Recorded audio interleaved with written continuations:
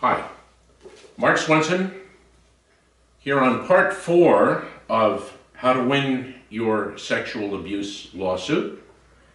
And today we're going to start talking about the investigation.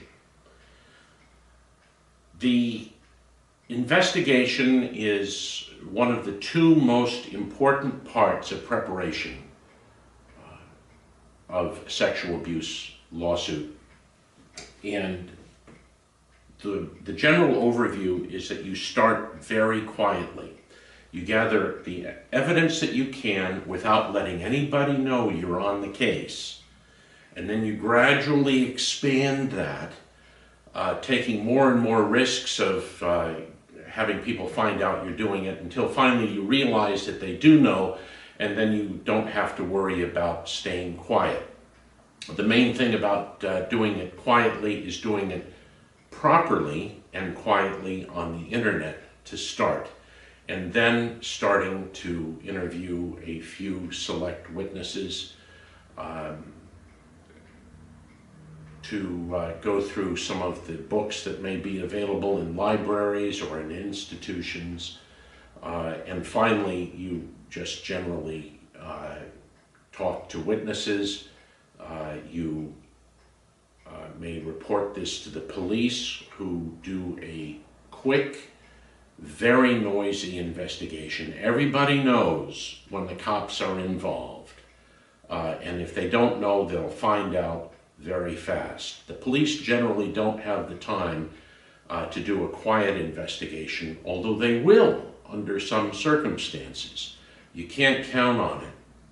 So try to gather information that you can while you still can, because once the other side finds out, once a perpetrator, and especially an institution that employs a perpetrator, finds out that you're investigating a sexual assault case, evidence is going to start disappearing. Web pages are going to be shut down. Facebook pages are going to be shut down. You're not going to find the stuff that you could find if you're cool about it and quietly investigate. Now, the investigation itself should start with the victim. And we'll get into that in just a second. Why do you start with the victim? The victim is the center of this whole thing, and you need to protect the victim. You can't protect the victim from things you don't know about. So you've got to investigate the victim first. Next, you investigate the perpetrator. Then you investigate the perpetrator's employer, if this was done through the employer. And then you may talk to other people generally. Right? Let's talk about investigating in general. It is very, very important that you conduct an ethical investigation. If you are unethical in any way, it will come back and bite you right in the behind. It will bite you in the behind, and you're not even going to know about it until you get to trial. So you have to stay ethical. There's just no choice about it. But you can find out the stuff that you need to find out by doing it ethically. But when we're talking about ethics, one of the other things is select an investigator who knows what they're doing, who has hopefully somebody who's got experience investigating sex crimes for a police department, so this is not new to them, and make sure that they understand that you want everything ethical and legal. Some of these people will do all sorts of stuff that you wouldn't approve of if you don't make sure that they stay ethical. And some of these people couldn't find sand at the beach either. You know, they're just totally useless. They don't know what they're doing. You want to find somebody who's got a good record as a police investigator, and then after retirement goes out and starts investigating privately. Right. Interviewing the victim. If the victim is a small child, you may not want to have the interview done by your person. It's probable that with a small child, relatives have already interviewed the child, and they may have made hysterical, very upset, very emotional responses to what the child says.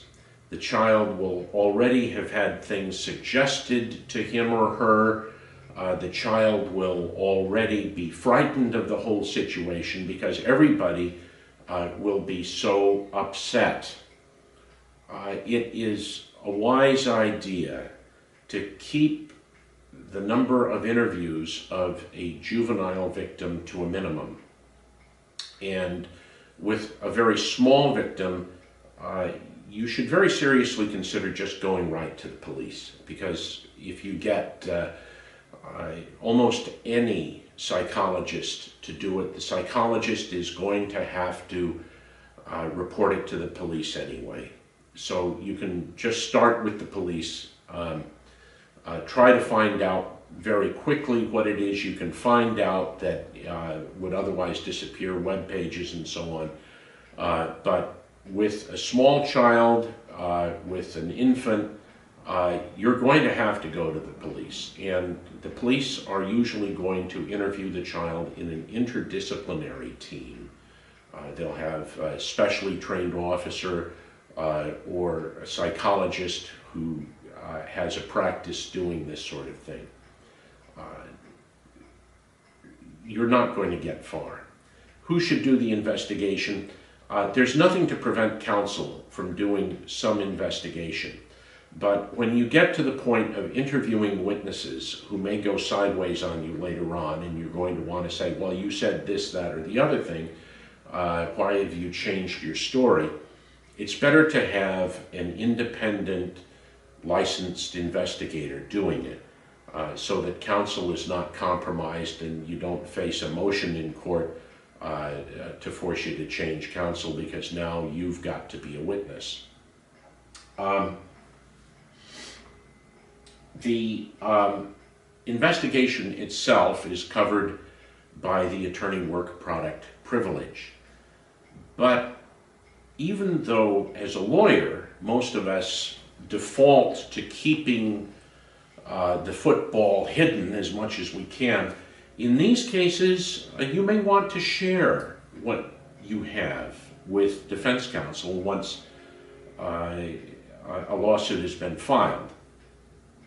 And part of the reason for that is that these cases almost all settle. Of the first 1,000 cases that were filed when the California law gave people a 1-year window to file old cases, of the first 1,000 cases, only 5 or 6 went to trial. And so that's like 0.5% chance that it's going to go to trial. That means that in negotiations, you can be a lot more open, tell them what you've got, and it raises the value of the case. It also means that in depositions, lots of times we get somebody nailed down in a deposition to their story, and we say, I'm saving this little thing for trial, and I'll spring it out to them in trial. That may not be the correct way to do it. You should very seriously consider giving him both barrels right in the face in a deposition, and if you have something really big, consider videotaping the deposition, which raises the cost of the deposition considerably, but a videotaped deposition tends to control the shenanigans that defense counsel sometimes does, and it also is a much richer deposition that you can parade in front of a jury, or at least threaten to. So in these cases, most of the time, you're better off if you've got something that is really, really good, that normally you would say for trial, use it in a deposition, because most of the time, almost all of the time, they're going to make you an offer that you cannot refuse if you've properly prepared your case. Right? Going on. Who should investigate? For a child, you really want to have interview with a psychologist. And the investigators should be experienced police officers. Very often a victim will come to you and will have a support person with them. A relative, a friend, sometimes an advocate from one of the groups that support the victims, and this has to be handled carefully. It is important to give a great deal of respect to the support person, but it's also important that you talk to the victim alone, because there are some things that a victim will not want to say in front of a support person. If, for instance, a woman has been raped, she may not want to tell you that the day before the rape, she also had sex with somebody else, and perhaps with yet another person the day before that. That's not something that she is going to want to have come out to a family member or a friend. But you're going to need to know that, because when there is a DNA test, a vaginal swab, you're going to find 2 or 3 different samples of DNA in it. And if she hasn't been forthcoming for fear of upsetting the support person, this will have a very bad effect on the case. And while we're dealing with that, let's talk about truthfulness.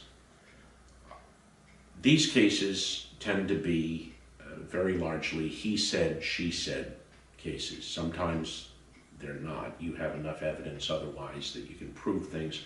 But there's an awful lot of he said, she said, weighing of different sides that a jury would have to do. And it is terribly important that you tell the truth in every detail right from the beginning. Credibility is the #1 weapon that you have. It is absolutely necessary that you be believed.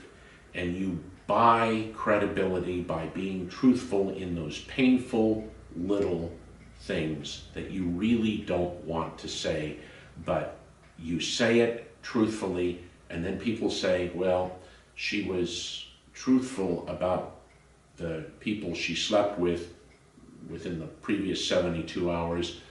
She's probably truthful about this. And there's just no way around it.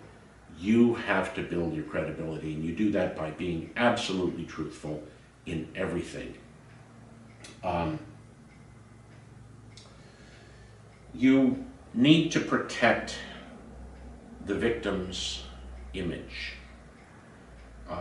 Find out the victim's Facebook account, MySpace, all of these other things, and check them out. Make a list of their Facebook friends and date it. Because later on in the case, they're going to acquire new Facebook friends, and some of those new Facebook friends are going to be from the defense investigator. And so you want to know who they are and how long they've been there.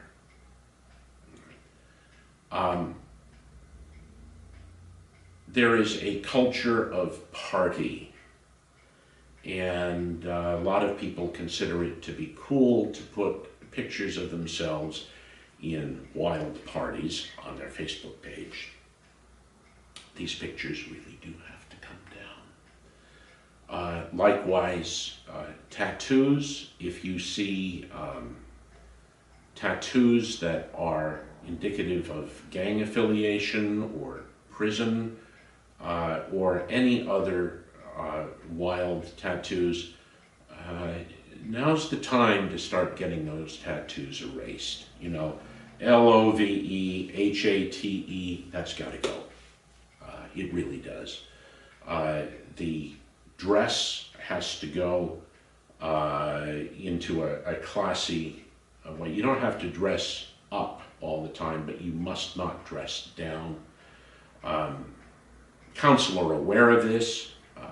A few years ago, there was a very good book by John Malloy called Dress for Success, and lawyers picked right up on it. And you can stand in a courthouse and you can watch the people come in. You can pick out the lawyers.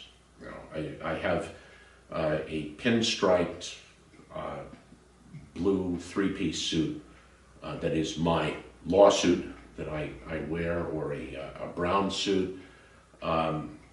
People know right away I'm a lawyer just by the way I've dressed.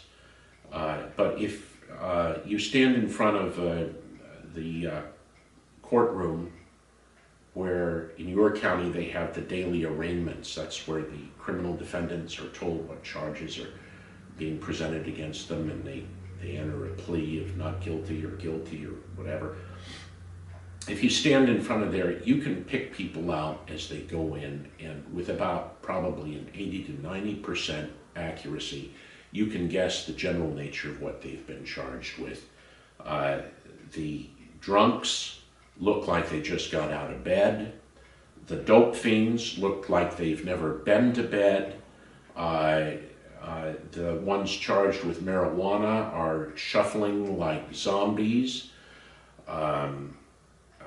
Gangsters are showing up for arraignments on violent crimes, and they're wearing t-shirts with skulls on them and big baggy pants, and they've got the gang braid down the back of their necks, maybe tattoos on their necks. They wonder why it is the judge raises their bail. Well, it's his job to keep violent people out of the public. And well, why was he prejudiced against me? Because you told him in a nonverbal way that you are a tough guy, and tough guys get put in jail. You know, women show up charged with prostitution. They're wearing 5-inch high heels, a mini skirt that could double as a headband. They've got a neckline that goes south all the way to the Panama Canal. And they're standing, oh, not guilty, Your Honor. You know, right? Sure. You know, when you get into court, you're going to need to look like the sort of people that the jury is going to want. And when you go to a deposition, you're signaling to the other side that this is the way you're going to show up in court. So invest in something. Invest in a little bit of clothes. You can go to Goodwill or Salvation Army and get good clothes. You really can. Or to one of those second-hand shops that are the fundraising shops for high-end charities, American Cancer Society and so on, or high-end private schools lots of times have second-hand shops that the parents' clubs operate to support the school. You can get some very good clothes there. You can get clothes from brand new from Ross at a deep discount or Kohl's. You don't have to spend a fortune on clothes, but you should dress well. Guys, I got something to say to you. You don't know how to dress. I'm sorry. Guys, you don't know how to dress. Have a woman dress you. All right? Find a woman in your family, your wife, your girlfriend, your mother, your sister, somebody who dresses sharp. And get them to go shopping with you. Don't try to dress yourself. Men fail at this. 95% of men don't know how to dress. Get a woman who knows how to dress. How do you know she knows how to? She dresses sharp, that's all. You know, a woman who does not dress sharp, no. You want a woman who dresses sharp. And how do you tell? Did she look sharp? Usually she's wearing at least moderately high heels. All right? If you don't know a woman like that, go into a goods store and ask the salesperson to help you. The very few men who dress well usually overdo it. And they look like dandies, and nobody trusts a dandy. You know, you want to dress well, you do not want to dress too well. You know, it's very difficult for a man to dress right. Trust women. They know a lot more about how a man should dress than you do. The other thing is, you're going to have to put the client through a little bit of central casting. Not just dress, manners, table manners. The client may have to eat in a courthouse cafeteria. You don't want them eating with their fingers, which may be perfectly acceptable in the country that they're from, but it's not acceptable here. You should know how to properly use a knife and fork and spoon, and what to do, and not to talk with your mouth full, and things like that. Hair should be adjusted so that it is conservatively cut. You will have plenty of time, with probably plenty of money, if you go along with this, to wear your hair any way you want, and to have any kind of tattoos that you want, and to dress any way you want. But in the meantime, this is theater, and dress for the part. When we talk to a victim, we take a non-judgmental, sympathetic approach. Do not react negatively to anything that the victim says. Ask about any reporting delay. Why did you wait before reporting this? And again, we covered this before. If you have the perpetrator's semen in you, call the police immediately, and don't wash it out, don't spit it out. If his semen is still on you or in you, it's a job for the cops. If there's still evidence to be collected, call the cops right now. When you're interviewing the victim, you want to reach out and touch them. In this circumstances, that's a mistake. Do not touch. Interview the victim promptly, or they will think that this is not a priority for you. And explain your questions, that you have to ask these questions. You have to ask, for instance, what the perpetrator did with his penis. You're going to have to ask whether or not the perpetrator's penis was circumcised or not. You're going to have to get blood tests, including chemical tests. Check for the date rape drug if it's within a week or so after the rape. If it is close after the rape, I recommend getting the police involved, and make sure that the police check for the date rape drug. Once you've got the statement from the victim, and there are some lawyers like to video a statement from the victim for use later on in negotiations. Some don't like to do that, and it's up to you. But once you've got the statement from the victim, then you have to fact check.